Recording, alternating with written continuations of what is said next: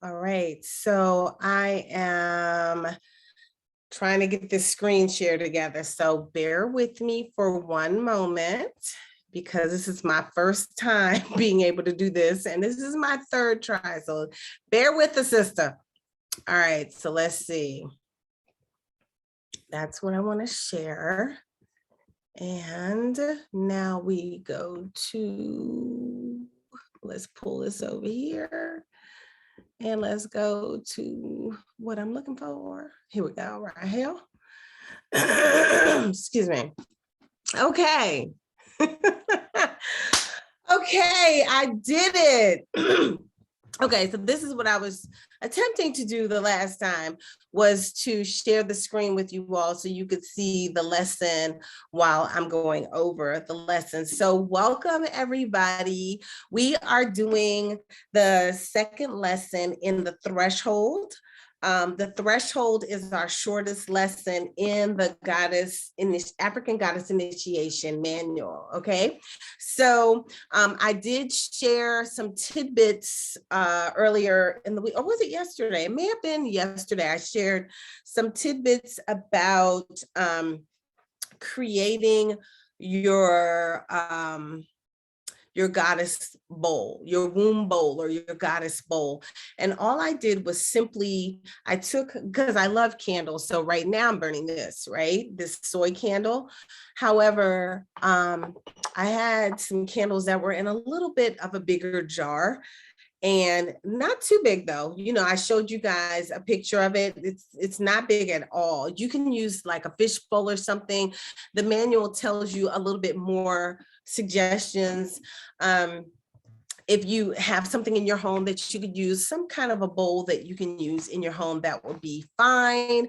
Or you could go to the dollar store or something, or do what I did, recycle something. Recycle one of the nice jars that your candles come in, that's big enough to hold what it is that you desire. And even if you upgrade and, you know, after you fill this one and but you're whatever, we'll go into that later. But I really suggest that you be creative and use as much stuff that you have in your home as possible for your creations. All right. So anyway, so today we are talking about Mawu Lisa, and the two activities today are to create your altar, your ancestor altar or your shrine. That's one of the things you're going to be doing this week, and doing your goddess womb bowl or your goddess bowl, whatever you desire to call it. Last week, we worked on our soul journals,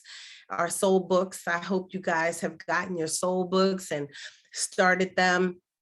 And we are going to start entering some information into our soul book. So anyway, let's get started. All right, so the message for Mawu Lisa is goddess of cosmic power. All right, it is time to stand, recognize that it is not our job to play small. And I see a little typo right here. I should hit edit. So while I'm going through here, I can fix all the typos. Playing small. Yes, you are different, unique, and individually yourself. You are sacred. You are magic. It's time to embrace your magical gifts and manifest the life that you desire now. All right now. Okay. Oops, and I did the same thing over again. All right, the story of Mawu Lisa. Mawu was the moon of the night sky. Lisa was the sun of the daylight. They came together during an eclipse to create cosmic power. The divine masculine and divine feminine are within each and every one of us. Mawu Lisa is a dual deity. Nana Buluku was the mother, and they were actually twins. So Mawu and Lisa were the twins. Mawu is the male, Lisa is the female, of course. In many traditions, they are considered supreme beings. Their energy is used to bring life to new creations. So when you feel like giving birth to a new idea or a new business or a new something, you may want to tap into the energies of Mawu Lisa. Mawu's power is inward, cool, healing, intuitive, emotional, and wise. Lisa's power is out of outward. I tell you, it be changing my stuff, man. I didn't say this like this, but we are just going to fix it as we go along because I don't want it to be wrong later and I miss all the, but anyway, so Lisa's power is outward, hot, action-oriented, linear, firm, and adventurous. Sounds like a go-getter, strong woman, okay? When you combine the two, we have all that we need. We have all the energies that we need, okay? And they represent the unity in duality. So I'm going to tell a little African tale about Mawu Lisa.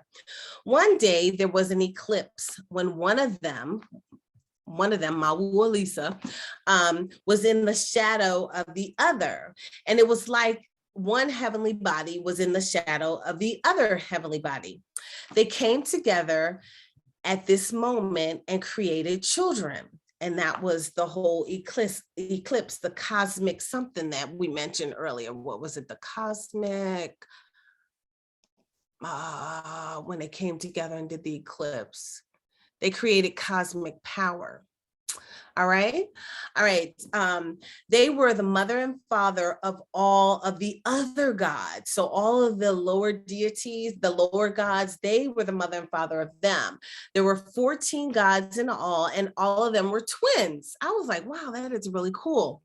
So each set of twins were responsible for something on the planet. The firstborn were the gods of earth, storm, and iron. The first twins ruled over the earth, and they were able to take whatever they needed from the heavens to rule over the earth.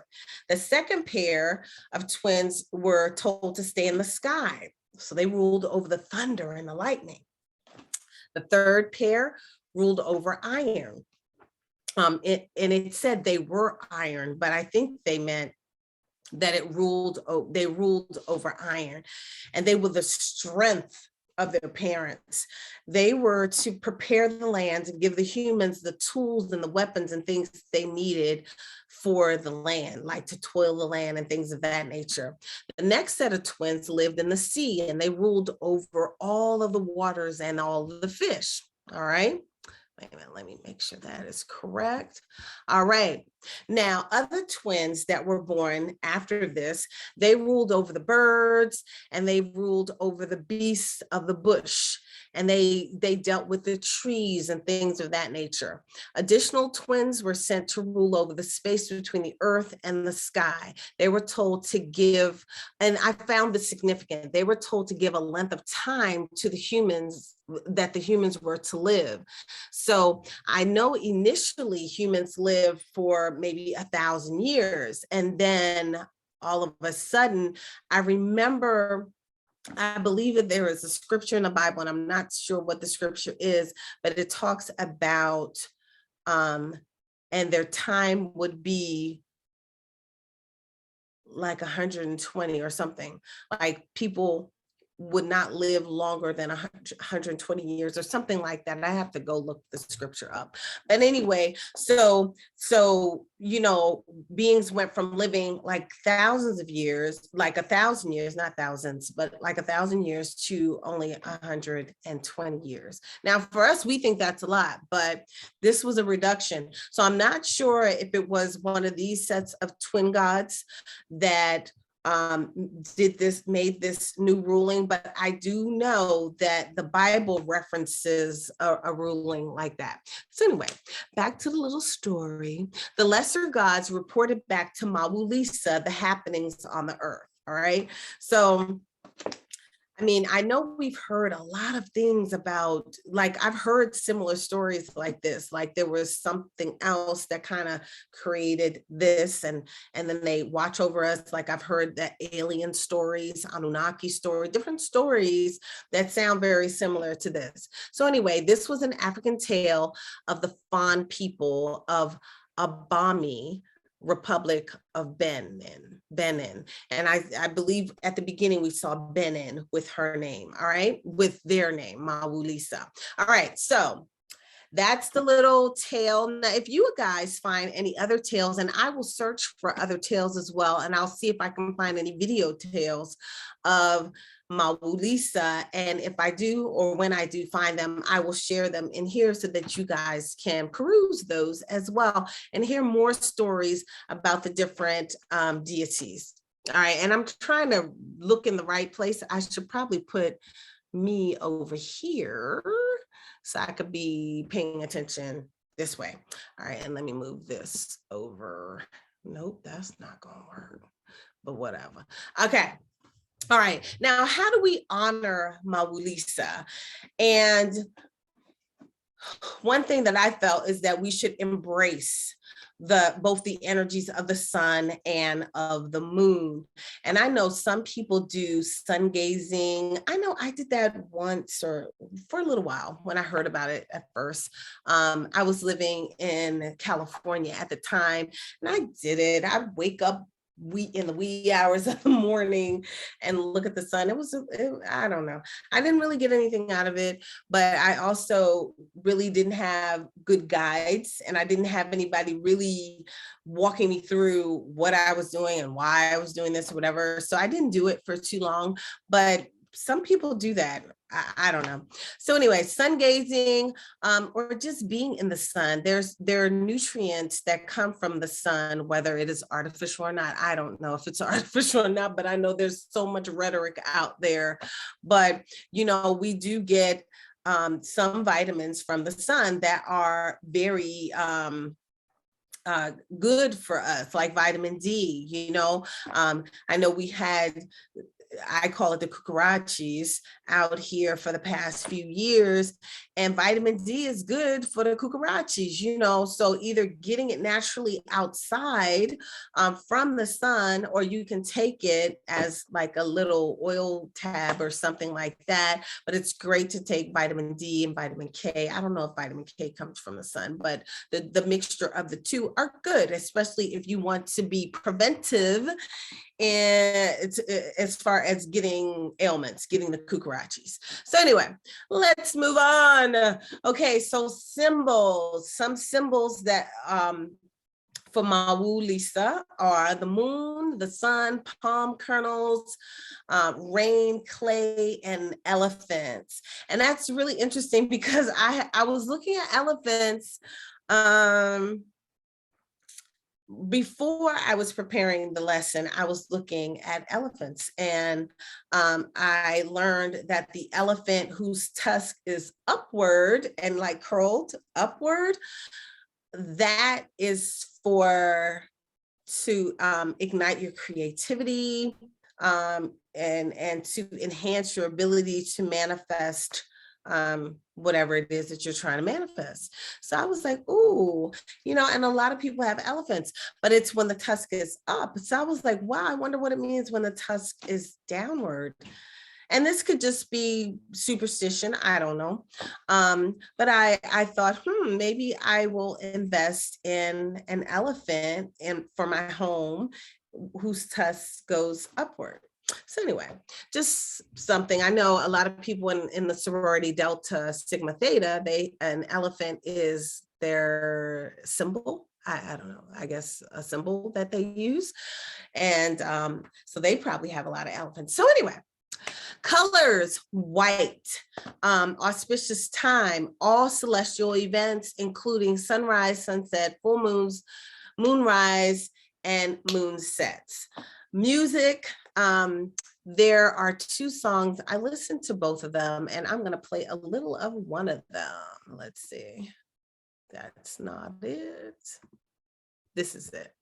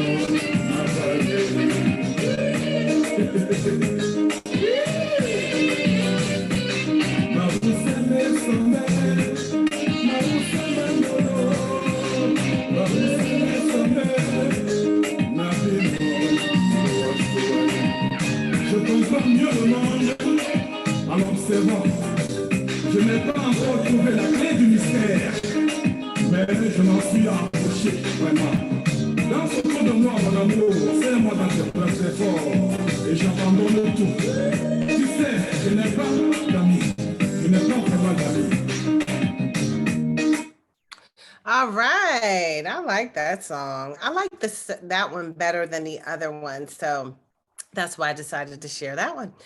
And I just added it. So if you guys want to listen to it at your leisure. All right. So and the songs are included because when you are starting your rituals, you may want to play some music, especially geared towards whatever energy you are invoking.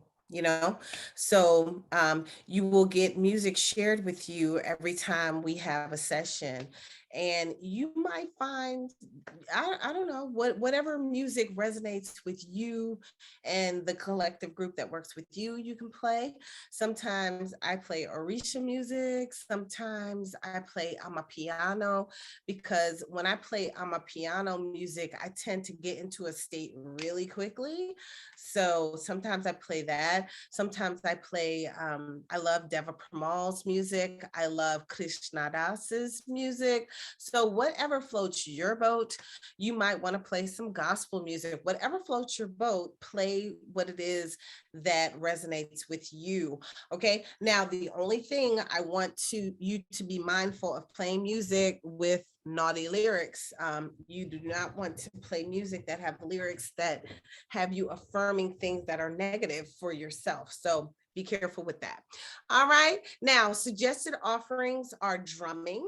So you can play the drums, you can go to a drumming, have a drumming, or you can play some music that has drumming in the music. A lot of the Orisha music has drumming in the music. The Yoruba traditional music has drumming. I love drumming. Um, but there's also drumming in go-go music. I love go-go music. Go-go music just takes me to another place sometimes. I could put some go-go music on, close my eyes, and just go there, right? So music is one of my things that helps open me up so that I hear and see spirit more clearly. So anyway, drumming, palm kernels, clay, soil, seeds, moon water, sun water. Now, we went over moon water before, but I'll mention it again. You can take a jar of water, stick it outside in the moon, stick it on the window ledge in the moonlight, and allow it to absorb the energies of the moon.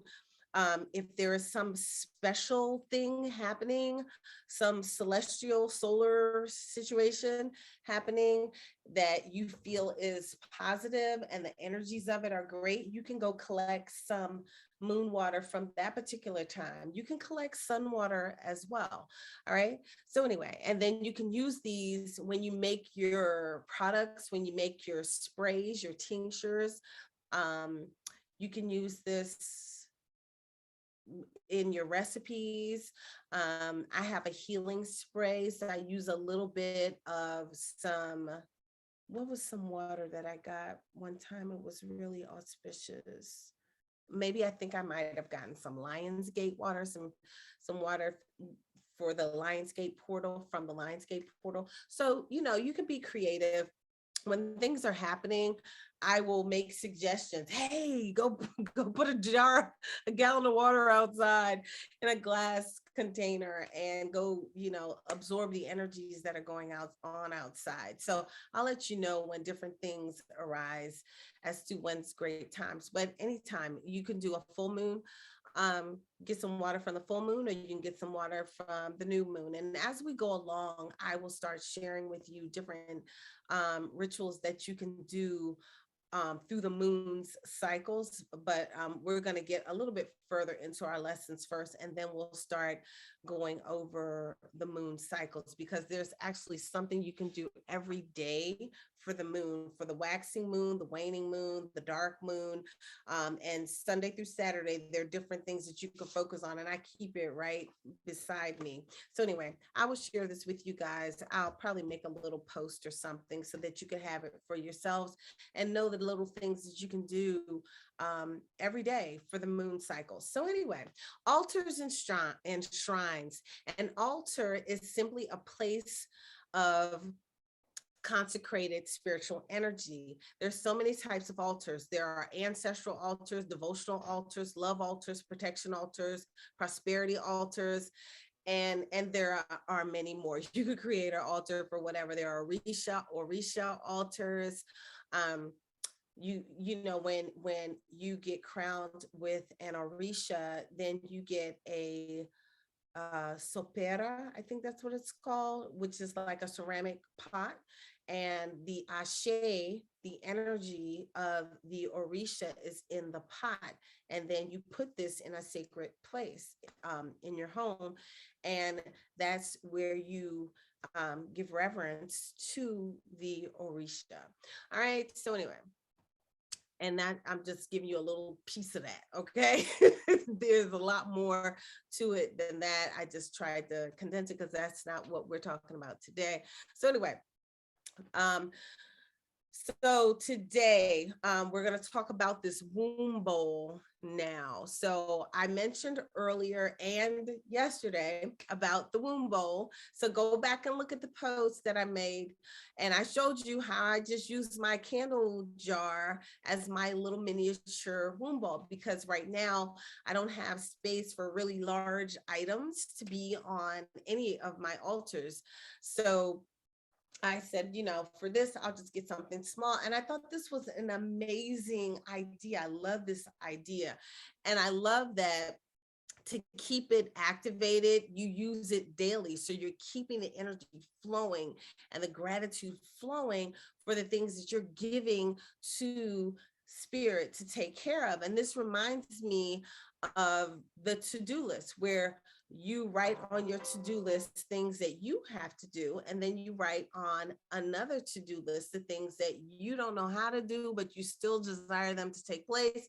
And you give that to the universe to take care of, so that your goals are continuously being manifested, regardless of the fact that you know how to do all the parts and pieces to your goal or not. All right. So let's go over this. Now, okay, the intention, the ritual intention is to create or awaken your altar practice by creating a goddess altar. This altar can be inside or outside of the home. Make sure it's in a place that's private for you, and make sure that you get the afun or cascarilla powder, the white powder, and put it around your altar to keep the energies from the spirit world, the ancestor world, all of that inside of your altar. Okay. All right. And you, when you make the circle, that is your intention. So you say this is the intention that you're doing.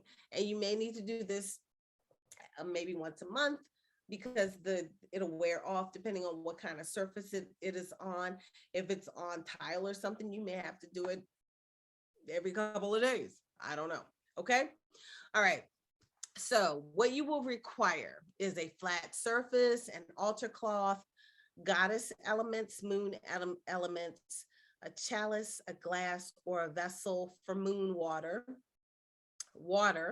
elements of earth, air, and fire, but also minerals. Maybe we'll go into more a little bit later. A chalice. On my ancestor altar, I have a chalice, and there are many different kind of chalices. So I got a glass that I found to be pretty. I thought the glass was pretty. It's adorned with a little gold around it, but you can get a goblet, whatever makes you feel good, whatever you think will make your ancestors feel good. But now we're doing a goddess altar. So whatever you feel like will look nice for your goddess altar. So on mine, I have this funky looking wine glass that I really like. So I'm using that for my goddess altar. And then, we didn't get there yet. So let's keep moving, because I was going to jump ahead, and it's in here. All right. So part 1, setting up your goddess altar. You want to cleanse your altar space, clean it down. You can make some cleansing water. You could use a little bit of pine water, pine sol, or pine, anything pine-ish, or you could use something with, I don't know, peppermint oil in it, something fresh and lemony. I would say maybe a more natural product or something, but just you could even search online to see what can I use to make something clean that can clean my altar space down. You also want to pray over your altar space. If you have any, you could even make something with some moon water and maybe put some, if you have some frankincense oil or what have you, but I want you to be creative. I really do. I want you to creatively find something to clean your space down with, to wipe it down with. You can look up a wash, some kind of cleansing wash that you can use, like a spiritual cleansing wash. But I want you to be creative in how you clean your space. You can definitely smudge your area, smoke it with Palo Santo. I suggest you use some Palo Santo, especially if you get a new flat surface. For like, if you purchase a flat surface, it could be new, if it could be used, but you definitely want to smudge it down with Palo Santo. So that you can get any negative energies or entities that may live on the spirit. Live on the piece of furniture or whatever. So you can clean them off and set the intention to release anything that is with the piece of furniture that is not serving your highest good, but you want to release everybody's energies from the piece so that it can now be yours and consecrated to be your spiritual piece for your goddess altar. Okay. So you can place this altar facing the east, where the sun rises. And if that is impossible, don't worry about it, because I'm going to tell you, I did a lot of this before I knew any rules, and things worked for me. Sometimes things will work for you better than they work when you have a bunch of rules, because it's all about your intention, and it's all about the energy that you put in it. And it's all about your belief. Once you get too much into rules, like it's got to be like this, it's got to be like that, or it's got to be, then it takes away from the magic of it all. So don't worry if your altar can't face the east. One of my altars faces the east and one of my altars faces the west. Who cares? Honestly, whatever. You know what I mean? All of my altars cannot face the east. They just can't. So I say that because I don't want to get a bunch of inbox messages asking me a bunch of questions about, well, I can't put it here. Put it wherever you feel like it needs to go. Okay. All right. Now what's next? If you don't know what's east, I just put a compass on my phone.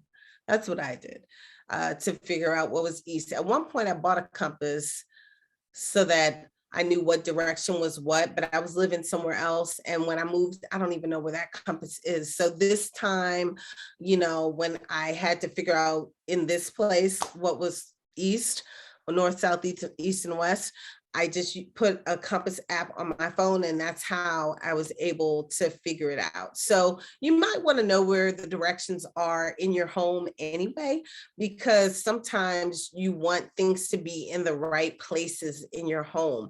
Like you want to put things for manifesting money in the right places, manifesting love, you want them in the right places in your home. There are places that are the wrong places for those things. So for things like that, where you're going to use a totem or something, you do want them to go in the right place. But honestly, if your altar has to be wherever it is and it's not facing east, don't worry about it. All right. The moon is the start of the lunar cycle. So this is a great time to initiate your project. Now, I'm not going to mention when the next new moon is, because I don't know when you're going to be watching this video, but you can look online and search for moon apps. I keep a moon app on my phone because I do these little moon rituals. I used to do them daily for years, but I don't do them daily anymore. But I think I may start to do them daily just so that I can show you guys how to do them. All right. But because of that, I have a moon app on my phone. And plus, your menses sometimes follows the moon cycles. And I also notice that on either the new moon or the full moon, sometimes 2 days before and 2 days after, I don't feel all that great emotionally. And when I know, when I'm tracking the moon cycle with my mood, like I'll be like, let me see what the moon is doing. Oh, that's why I was feeling special. It's kind of like that. You know how people say like a full moon, you got a lot of people going crazy or whatever with the full moon. Well, that is not fake. That is so real. So it's a good idea to get a moon app on your phone. So the one I have on my phone is called Moon X. It looks like this when you pull it up. That's what it looks like. I have no idea what's the icon. The icon looks like this. It just says Moon X and it has a little crescent moon. So anyway, I like this app and I actually subscribe to the app because I like the information that it gives. But you can definitely figure out when the moon is and what's going on. Is it waxing? Is it waning? Whatever, but so you could start this on a new moon, and you could start it on a Sunday. You could start it on a Monday, Tuesday, Wednesday, Thursday, Friday, Saturday. It doesn't matter. You know what I mean? It's just, you might have more good energy starting it on a new moon. But it's really not that serious. But if you could make it serious for you, if that's how you feel, if you're like, I want to start this on a new moon, then do that. I want to start on a full moon, So anyway, do what you like. Again, I knew none of this stuff at the beginning, but things worked for me, not knowing. So don't worry about it. You know what I mean? Start whenever you desire to start. All right, so let's see. Oh, and I talk about, okay, when the moon is waxing, this is time for growth and expansion. And when the moon is full, and then it starts to wane after that, then that's the time to reflect and release things. All right. Select something that represents goddess energy to you. All right, and place it on your altar. So this could be a figurine or a statue or something. This could be an ankh. I have an ankh on one of my altars. I might get another ankh and put it on my goddess altar next to my chalice. So that's how I have it on my ancestor altar. I have an ankh and I have a chalice and I have the ankh. Some people put the ankh inside of the water. I did not. I put the ankh outside of the chalice. So you can do whatever you like, however you like. Be creative. Make sure you like it. Okay. And in our Amazon cart, there is an ankh in there. So you can go there if you want an idea of what I'm talking about as far as what I've done with my chalice and the ankh. Okay, so let's see. Use something that represents, I wonder if I can fix that. Use something that represents goddess energy. I was texting. Goddess energy. And again, this should be creative for you. Just be as creative as possible. You can use the internet to see what are some things that represent the earth, the air, the fire, the moon. What are those things? Something that represents the moon could be a crystal ball. So I have crystal balls on this altar here. Here's one. I can't recall what this stone is, but this is a little crystal ball. Okay. And I have a couple of them on here, and I have them in a formation on the altar. All right. So let's see. You could use selenite. I have a selenite dagger, and I also have a selenite plate. All right. So you could use selenite. What else? Okay, you can use selenite, a piece of moonstone, but you search. And honestly, these things are on here not because I was looking for something to represent the moon. I just thought they were pretty, and I placed them on my altar, and they're on all my altars. I have natural stones on all my altars. I had no idea that they represent the moon. Okay, at the time when I created my altars. Okay, now something that could represent the earth can be plants. It's always a good idea to have something alive on your altar. Now, I do not have a green thumb, and I have a plant on one of my altars, and the poor plant. I feel so bad for the plant. I'm trying to keep this plant alive. The plant's been alive for years now, like, right? Like 4 years, but it just doesn't even look nice, you know. So for my ancestor altar, I buy flowers, and I just change them out when they start to die. I just change the flowers out. So I don't know what I'm going to do for my goddess altar.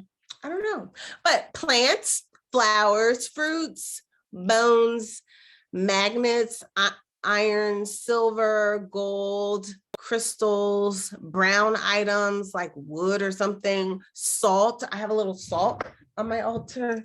This one here. This is my manifestation altar. So I have a little salt on this one. Let's see, what else? Seeds, rocks, images of the earth. If you want to put some pictures up around, you know. All right, representations of fire can be candles. How about that? I have candles burning at all times on my altar. I love candles. This one is scented, but usually this is just for me for now, just to, you know, I love smelling good stuff. But on my altar, I have unscented candles on the altar, but I always have the altar lit. It is a good idea to always have your altar lit. Okay. I did not know that before, you know, I didn't know that until a couple of years ago. And so before then, my altar would be dark sometimes. But when it was time for me to do what I needed to do to enhance my intuitive gifts and abilities, to make sure that I was hearing and seeing clearly, my communication with my ancestors over over 10 years, you know, all of it still worked, even though my altar was not always lit, you know. But now that you know, you can try to keep your altar lit, even if it's with a tea candle. You know, I usually have 7-day candles going for one reason or another. So always keep your altar lit. All right. So representation of fire candles, red fire pictures, pictures of fire, spicy foods. I actually found these spicy nuts because I forget which Orisha likes spicy and nuts. I was like, oh, let's found some spicy nuts. That'll help. You know, I can't remember who it was, but anyway, Shango or somebody, I don't know. But anyway, be creative. Okay. Now let's see. Affirmations. You could put wall art. You know how people have those little things, those affirmations that they stick to the walls. You could do that. You could put jewelry. I have jewelry that I put on. Oh, it's on a candle right now. But I like sigils. So I have sigils. I have jewelry with sigils on them. So you can look that up if you don't know what a sigil is. Okay. So anyway, glass of water, moon water on your altar. I use little shot glasses on most of my altars, and always have like some water and some red wine on my altars. But you could in your goblet, you keep water in it, and the water will go down. Then you clean it on your ancestor altar. You're going to have your water in 8 different little containers and your goblet or your chalice. So there's a lot of water on the ancestor altar. And you have to keep it up, because you have to clean your glasses and refill the water.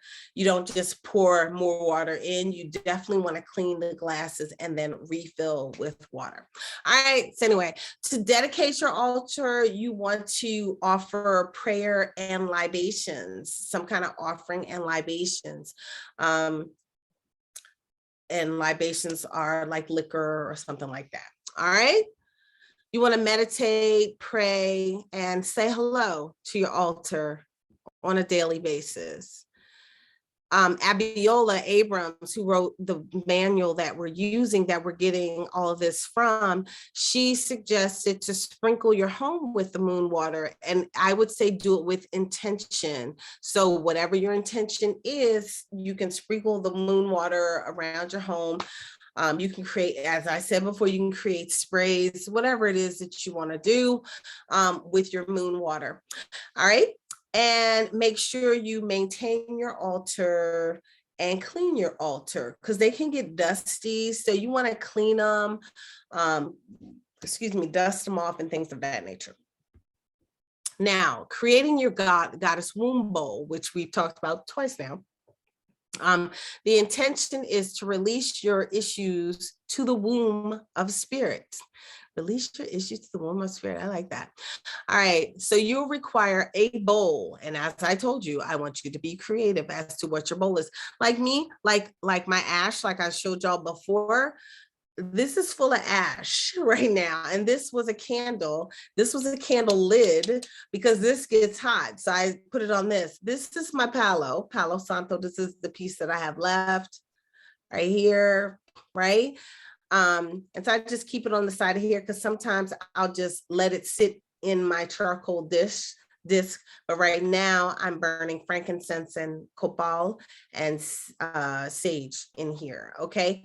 And this is full. I have to empty this because you want to keep your ash. So I have to empty my ash and put it in a bigger jar, but I've kind of packed the jar that I had. So I got to get a new jar. So anyway, so I will take this and empty it out. I'll clean it out and I'll start anew with, so that my charcoal disc now will be at the bottom. So anyway, use stuff that you already have, don't go buy no bowl. And then you may not, for now, you may not want it to be huge. If your space isn't huge, you don't want this bowl to be huge. You need 28 little pieces of paper and you need a writing utensil. So, I always like yellow. So I have my little yellow paper here and I tear my paper with my hands. Okay. And this womb bowl is about, to me, it's about manifesting the things that you don't really know how to manifest, or you might need some help manifesting those things. So for me, I would tear the paper towards me. Okay. But this is also about releasing things that are an issue. I want you to attempt to write these statements in a positive sense. So let's say you are having issues with your job. You dislike your job, or you dislike the position that you're in, and you want to release that position, right? So you want to manifest a different position, but you just don't know what you want to do. So I want you to write the affirmation stating that I am so happy and grateful now that I have this new position that's fulfilling all of my desires and whatever. This new position where my supervisor is just amazing and I really enjoy working with her or him. Just, So I want us to write ours like a positive affirmation. All right. So even if it is something that is a stressor, I want us to focus on the positive side of that stressor. So we're not going to say release this job. We're going to say manifest the opposite, manifest what it is you desire versus release this job. So all right, so we're putting our issues and challenges into the bowl, but we're speaking them as though we have manifested what we want instead of the issue or the challenge. Do y'all get what I'm saying?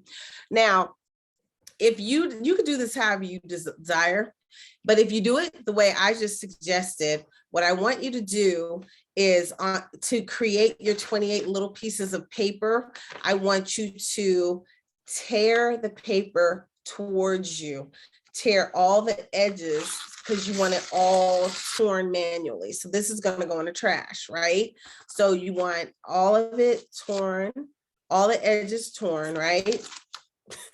That's going to take me forever. Okay, but tear it all like that, and then figure out how big you want your pieces, and then start tearing towards you, right? And turn it clockwise, and then tear towards you. So it's all clockwise because you're manifesting. So you want to turn it all clockwise and towards you. If you were releasing something, you would tear away from you and turn it counterclockwise. All right. So those are some notes you need to take mental notes of that. Okay. Because you will be doing petitions all the time. I always use yellow paper for petitions. And what color ink do I use? Comment down below. What color ink do I use? I always use yellow for petitions. And what color ink? Or I use a brown paper bag, and what color ink? Or I use manila paper like what's in my journal, and what color ink? I want you to tell me what color ink I use in the comment section. Okay. So anyway, so that's my little tidbit on how to use the paper. So do your 28 pieces of paper, any size. If you can't think of 28 things right now, don't worry about it. Just think of however many you can, and then put your little other pieces of paper in a little baggie. And every time you think of a new thing that you want to, that is a situation or a challenge or whatever, and you want to affirm the opposite, then take a little piece of your paper and write that down. I want you to fold the paper up also once you've cut the paper up. So pretend like this is a big piece of paper. Okay, and so you're going to fold it once towards you, okay, and then turn it clockwise, and then you fold it another time towards clockwise, and then you fold it another time. So however small you want to fold it, the smaller your container, the smaller you're gonna have to fold your little piece of paper. Okay, so that's how I want you to fold your paper. So I'm gonna repeat myself. Okay, so you're gonna fold it towards you once, turn the paper clockwise, fold it towards you again. If you need to fold it again, turn the paper clockwise, fold it again. If you want to fold it again, turn the paper clockwise, fold it again. Y'all got that? All right. All right. So then you're going to put all your little issues in the bowl, and you're going to activate this bowl by using it on a daily basis. So every day, I want you to shake your little bowl up. That's why I did something with a lid so that I can shake it up, ooh, so I can shake it up and then pull one out. So make sure your hand could go in it. Okay, so don't get a jar that's so small that your hand can't go in it, because that's not going to be cool. Okay, so pull one out, read it, give thanks for it, okay? But, okay, so let me back up. Did I write? Okay, write on each piece of paper, hold it, fold it, okay, and then you're gonna let spirit take care of the situation. Each day you're gonna pick a piece of paper out of the bowl. Now, give thanks and joy that you've received whatever was on that paper. Then read it out. So read it out to the universe. And if it has already been fulfilled, then super fantastic. And what you're going to do with it is either you're going to either burn it or discard it some kind of way. I like burning things. So discard it some kind of way. and then release the ashes if you burn it. So, okay. If it has not already manifested, still say thank you that you have received this, whatever this is, and then fold it back up. And how are we folding it? Towards us, turn clockwise, towards us, turn clockwise, towards us, turn clockwise, and put it back into the bowl, shake the bowl up. All righty.